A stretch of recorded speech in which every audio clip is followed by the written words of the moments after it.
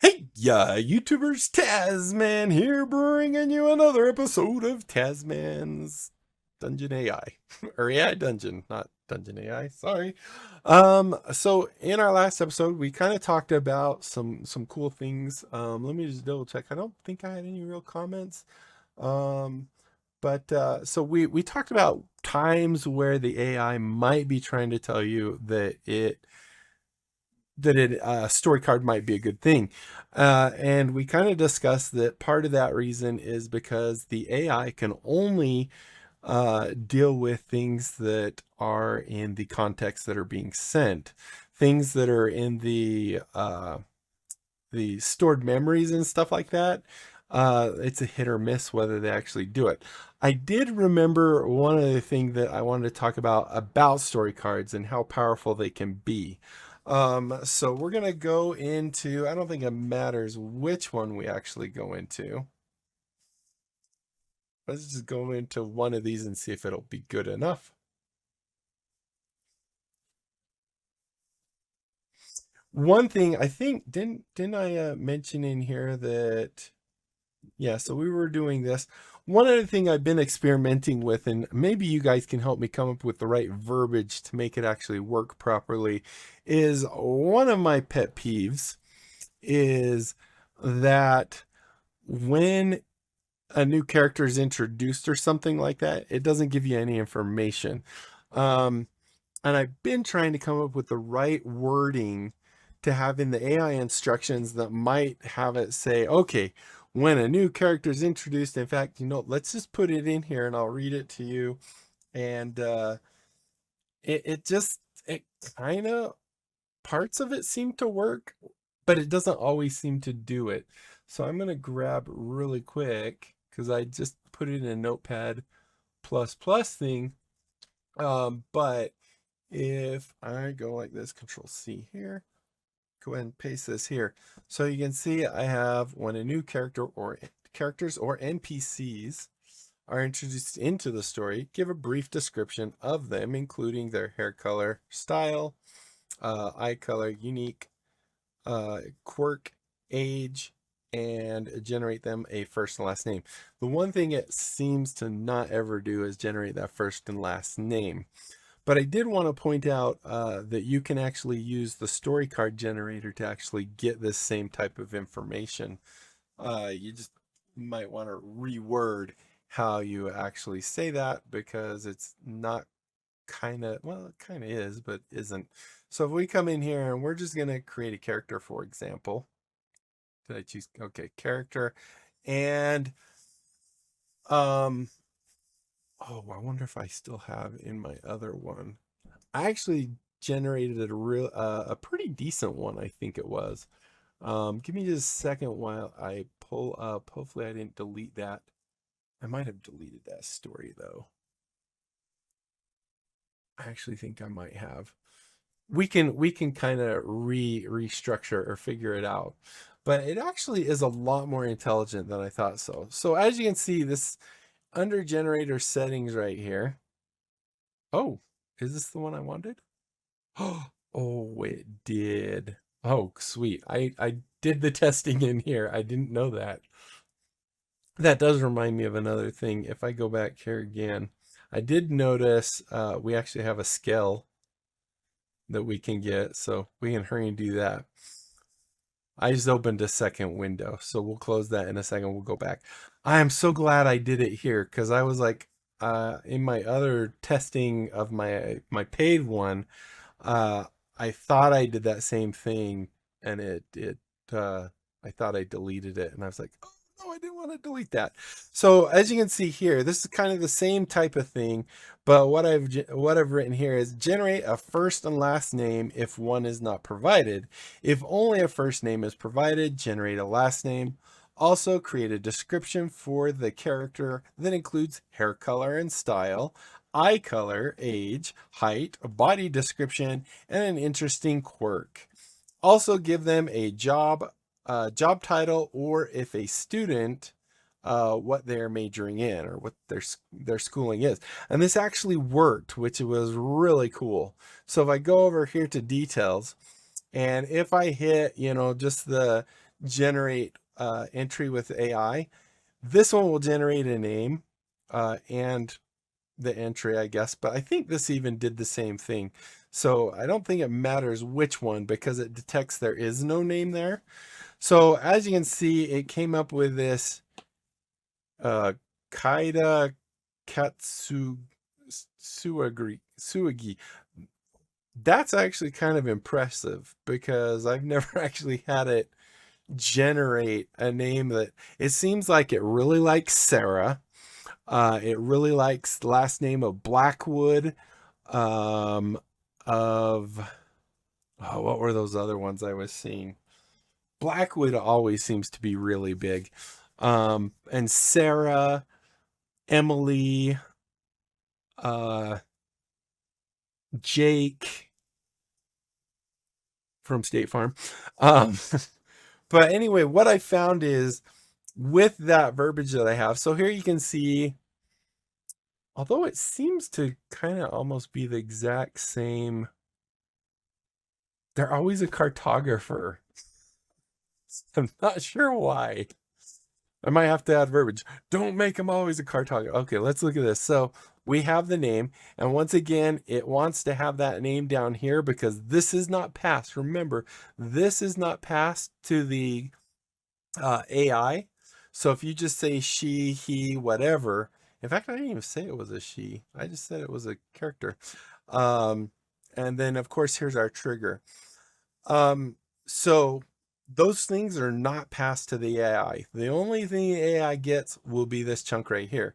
And if we look, and I'm going to test this because I feel like either it's always a cartographer or something like that. But here you can see that this person, Kaida, is a 25-year-old cartographer with short black hair, distinctive undercut, and a distinctive undercut.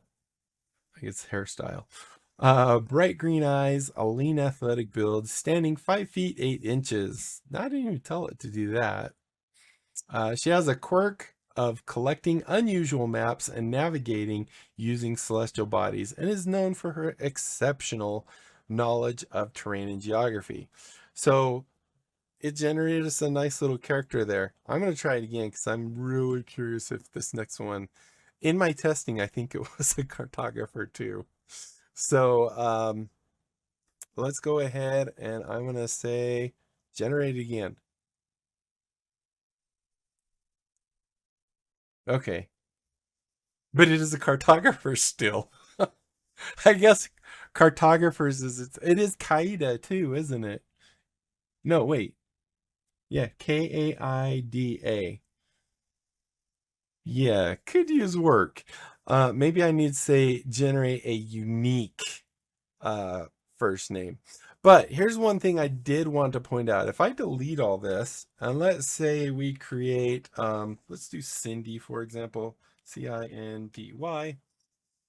If I already have a first name in there, it's going to go ahead and generate a last name. I probably should have deleted that down there too.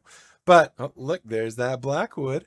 So it's going to generate Cindy and Blackwood. So I would still have to, take this part up here and throw it up here.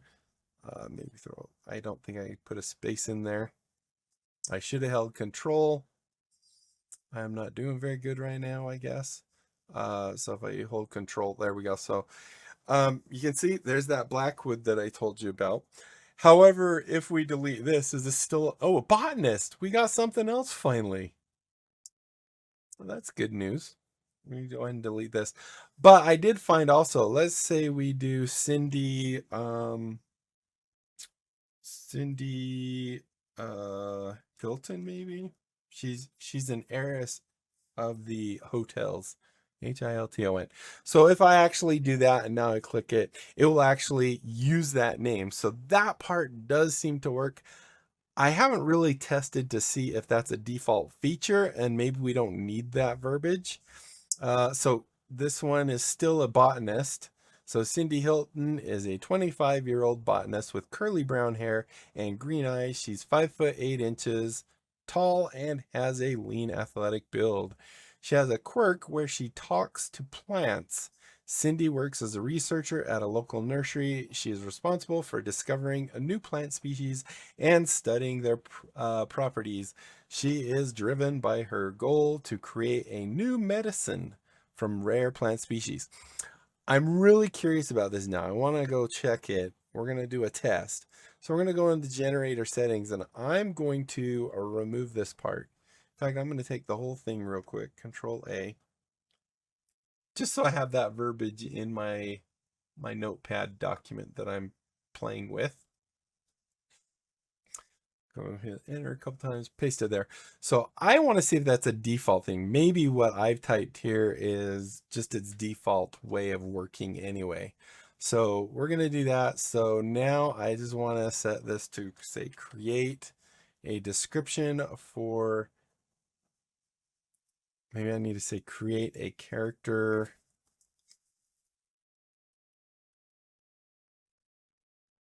Do I need to change the verbiage of that? Create a character, create a description for, I mean, it is a character, so maybe it should, let's just try that. I'm really curious if this is going to do it.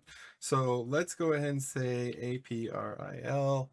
We'll just try April with this one. Hit generate. My guess is it's not going to do a last name. However, it did keep that. It actually didn't do it down here either, which is interesting. So once again, here's another cartographer. So we're going to have lots of cartographers and lots of botanists. Seems like that is its go-to. So let's go ahead. And this person's centimeters tall. Interesting. Wow. All right, so now let's say April summer. April spring, maybe. So if I generate now, maybe I should have done summers, April, summer. So it actually is doing that part, but that's actually good. My verbiage actually worked properly. And now we've got our cartographer. Is her thing, notebook, draw maps, place visits, works, da da da da. All right, so that's pretty good. If I hit this again, does it append it or will it erase it? I think there's actually a setting there I remember reading about. The Xylon continent. Generating. So it looks like it's actually replacing at least parts of it because now it's not the Xylon continent. There is this spot here that if I understand this right, this is saying new entries are appended at the end of the notes. And I'm assuming the notes is the AI generated part. So we could try that. What is this? The finish button changes to next. Tap it to save your current. And I think it'll change from next to finished. I want to try that one though. Let's see if that generates it further down. 300, now it's 500. So it did seem to add more stuff.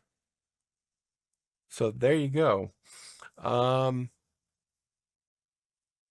Yeah, it's still not perfect.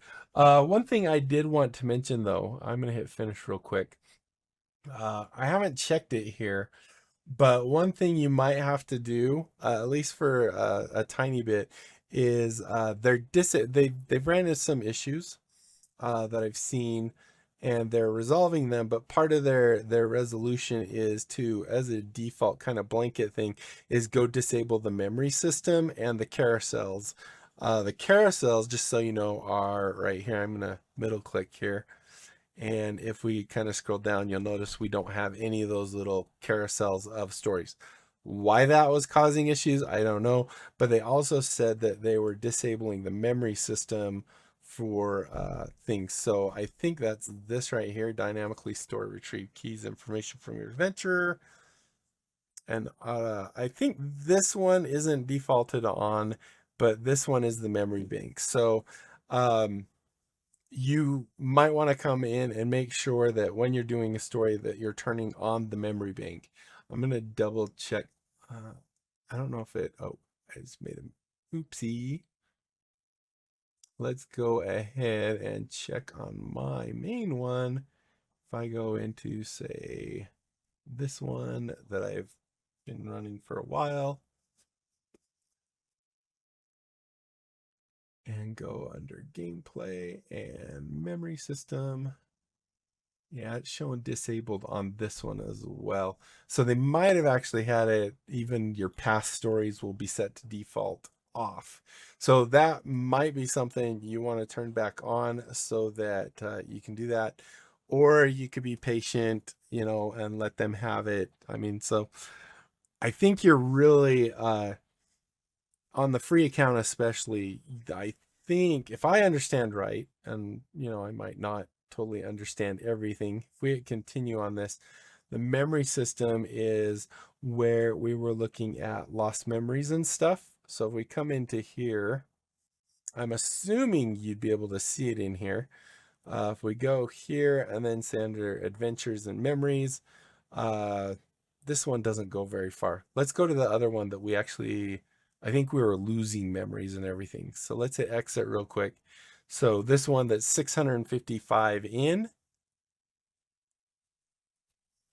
we'll go double check. It still says memory system is, actually, oh, this isn't, I'm going to disable it real quick and see if it looks different.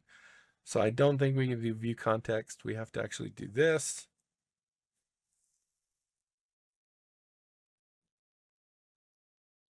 So there we go. And view context here. So as you can see, if I'm understanding this right, the last time we were in here, we had lots of little black ones that were the memories and stuff. So without the memory system, and I don't know if we can check that in just a second, but if I go enable it, does it go back from where it was, where we have a boatload of stored memories and then our forgotten memories, because we're actually very limited on how much we can store because of the free account? Or is it going to have to just kind of start new? When you do that, you're basically flushing the past memories. So let's go ahead and enable that. I don't know. I probably have to hit at least continue once more. Be my guess. I have absolutely no idea what we've been doing in this story. We've hit the continue so many times. So now if we go in here, go to details, go here. Okay, so it still does remember what it did have. So as you can see here, now we actually have the memories enabled again. We have our lost memories that are no longer there. It has no clue what those are, by the way. But we do have our forgotten, our stored memories, which are not active right now. The ones that are active right now would be these purple and these. And we can actually look at those by going to explore memory to see what the different things are. So as you can see, uh, a a stored memory is where we're wearing that crystal necklace. Remember that was something we did to say, oh, we want this to remember that we have this necklace that, what was it, senses emotions or something like that. So these are some of those things that have been forgotten, or not forgotten, but stored. These right here are those forgotten memories. Looks like one of the memories from the past probably was set to uh, a stored memory, but for whatever reason, it found that this is something we want now for our current memory. So during celebrity toast with Chelsea and Sarah, you express gratitude, blah, blah, blah. So for whatever reason, it decided to keep that. If we keep going down, lots and lots of forgotten memories. Some of these ones that, uh, you, as an AI entity, linked to Chelsea's simulation. Oh, I think this is the one where it was kind of like the Matrix, and I'm in the Matrix. You proposed to Chelsea and Sarah to erase their memories of unusual events. I do not remember any of this. So I'm imagining what we're looking at here is maybe up here at the top. This is the most present time. If we go look here, maybe what we're looking at. No, actually, I don't. I was thinking maybe it was we were kind of just scrolling either this way or this way, but I didn't actually see any recent. Well, the recent actions wouldn't be in there. So it might have been this other way. So maybe we're starting right here and we were scrolling down because we had a lot of memories like that. I don't remember. Did we see a total of 1, 2, 3, 4, 4 of those? Let's go look real quick. So we have 1, 2, 3, 4. So yeah, it kind of seems like maybe it is scrolling like that. If we turn off show unused, it makes it a lot. Now we only see our forgotten ones, which are just blank spaces in the memory, and we see our actual memories that were passed. And it's not that much is being passed. And these are the relevant ones. These are removing all those blank ones. If we do this, we'll also get the ones that couldn't fit in the context because it was too big, so it stored them. So there we go. This was kind of a scattered one. I apologize for that. But hopefully you found some useful stuff in it all the same. Um, you can do those type of things. There was actually one other thing I wanted to try. If I'm creating, I'm wondering if that AI instruction thing is because this is a character. If I say I'm creating, let's say, a location and go to generator settings. Okay, that's actually good news because I thought it might be. Now, if we go back to character, generator settings. Okay, maybe it's not good after all. I don't know. Because it's not there now. Huh.